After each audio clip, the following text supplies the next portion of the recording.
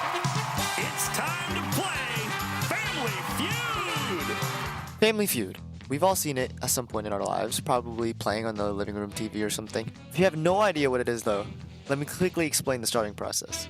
The game kicks off with the face-off round, where one member from each team goes to the podium to answer a survey question. Steve Harvey reads the question, and the first contestant to buzz in answers the question. If the response is the most popular answer, the team gains control of the round. Otherwise, the opposing contestant gets a chance to give an answer that is more popular. Whoever wins the face-off then decides whether to play out the question with their team or pass it to the other family. If they choose play, each family member takes turns answering the question, trying to guess all the remaining responses on the board. This is traditionally called sweeping the board. If they give a wrong answer, they receive a strike. 3 strikes, and you're out. Well, not out, but control of the round shifts to the opposing family. The opposing team gets just one chance to steal by providing a correct answer. If it's up there, they earn all the points from the round. If they fail, the original family keeps their points. Now that everyone is up to speed, let's rewind to when Steve asks this simple question. Pass or play? It seems like a logical question to ask. I mean, giving the family that wins the face-off the option to either play or pass. But the more you watch, the more you notice. Families never pass. All right, they're gonna play. We're gonna what? We're gonna play. We're gonna play, Steve. I can bet you that even most avid watchers have only seen a family pass maybe a couple times in their lives. But exactly how rare is passing in Family Feud? So, I did what any logical person would do, and I decided to watch 200 rounds of Family Feud spanning across 50 episodes.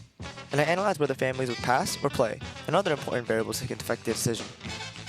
Now you're probably wondering, out of the 200 rounds, how many times did teams actually pass? 1. Only one time out of the 200 rounds saw the family in control pass the question over to the opposing family. But why is this the case? Some of you dedicated watchers know that playing is theoretically safer and the more optimal move. And passing gives control to the other team. Sometimes you may not even get a chance to steal when you pass because the other family swept the board. Maybe it's also because you have better odds trying to sweep the board yourself. Whatever the reason may be, there has to be a reason why Steve Harvey even asked this question in the first place. How about we take a closer look at the stats and let's deep dive into the art of passing or playing in Family Feud. Now I think it's important to see if choosing to play is even optimal overall. Out of the 199 situations where a family played the question, they won 63.3% of the time. There's your answer, right? Well, no. I decided there was at least 2 main variables that go into whether a team should pass or play. And those are the number of answers in the question and the point distribution of the question. Let's take a look at the difference in number of answers. For example, let's look at the win rate when families choose to play and there's only 4 answers on the board.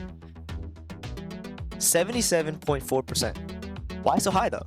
Well, if we think about it, less answers means it's easier to sweep, and sweeping completely takes stealing out of the question. Another thing I noticed while watching 200 rounds is that the questions with only 4 answers are much easier than the others. I only have room for one blank in my life. Name something you know exists even if you can't see it. Name a musical instrument on which people play the blues. Questions like these are much easier to sweep the board, and if you can't sweep the board, the missing answers are probably so out there that the other family can't get it either. Not much changes when there's 5 answers on the board, but the odds that you win when choosing play does go down to about 68%, which is still very much optimal, but still less than when there was 4 answers on the board. Now, things get very interesting when you switch it up to just 6 answers on the board. You're probably expecting the odds to be around 60% or so, but no. Your odds of winning when choosing play goes down to under 50%. But before we go into more depth though, let's finish up looking at the other situations. When we go up to 7 answers on the board, things get even weirder. You might be expecting it to stay around that 50% mark. But no, when there's 7 answers on the board, we go back up to over 66% odds to come away with the win. This wouldn't necessarily be too odd if the odds didn't go back down to 50% when you have the maximum 8 answers on the board. Look, I'd be lying if I said I knew why all of a sudden it's suboptimal to play the question when there's 6 answers on the board, and why it does randomly shoot back up to 66% when there's 7 answers.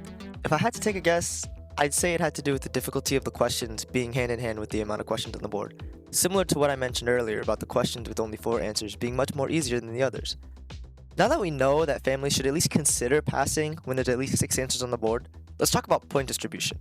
At first glance, point distribution may not seem that important to know, but let's take a look at this analysis by Aaron Weber on MySpace. Anyways, let's take a look at it. Aaron suggests that in this situation where you know the top answer is quite low, you should play. Because, for example, if there's 8 answers on the board and the top answer is 21 points, The remaining 7 answers share an average of 11.3 points per answer. And he goes on to say that you have a better than average chance at sweeping the board, winning the round as a result. Now let's take a look at the second situation. If you have a board with 8 answers and a very high number 1 answer, you should pass 100% of the time, because it's extremely unlikely that the other family would even sweep the board, and your family has a better chance taking the risk and going for the steal when given the opportunity. So, is Aaron's hypothesis correct, or will the stats say otherwise? First off, out of the 200 face-offs, 120 of them had the number 1 answer revealed, so we'll be using those only. I've sorted the rounds into these 4 groups, and it turns out that it doesn't really matter if the point distribution is even or lopsided. Your odds of winning if you choose play all hover around the 62% mark. So Aaron, unfortunate, but your hypothesis was wrong. But then that got me wondering, does your odds of winning change depending on what the highest answer is on the board when you choose to pass or play? Sounds confusing. But for example, let's say you gain control of that round, and the highest answer on the board is the number 3 answer. Are you more likely to win if you pass or play? Well, I found out the answer to that too. And it turns out that it also doesn't matter what the highest revealed answer is on the board when you decide to pass or play. Once again, all situations hover above 62%, with the exception of the situation where the number 4 answer is the highest revealed answer, but I think that was due to a lacking sample size. So, is there an ideal situation where you would want to pass? After all the meaningful and meaningless stats, I'd still say yes. I think you should definitely consider it if there's more than 5 answers on the board, mainly because it takes a sweep out of the equation, so it leaves it up to yourselves to successfully steal. It's also important to note that it only takes 1 right answer to have the risk of passing pay off, but also again, just 1 wrong answer to have it all go wrong. I'd say the more difficult a question is, the more you should consider passing. When the question is difficult, you're able to use all 5 brains instead of just 1, and usually about 2 to 3 minutes of precious time to discuss and evaluate what answer would give the best chance of successfully stealing. But that's all I have, folks. Hopefully more families at least consider implementing passing into their strategy, and for on your way out, here's the one time out of the 200 rounds that I analyzed where the family passed the question. Please make sure you sub and like if you enjoyed the video. This actually took a decent amount of time. I had to watch 50 episodes of Family Feud. Please leave any suggestions in the comments. Roll the clip. Name a word beginning with the letter F that could describe a woman's breast. James. Fertile. Fat.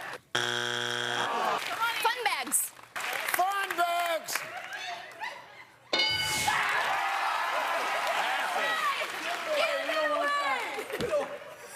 We love you guys. You guys play this so well, we're going to pass that on over to you. Yeah. Ooh. Yeah. Here we go. Here we go.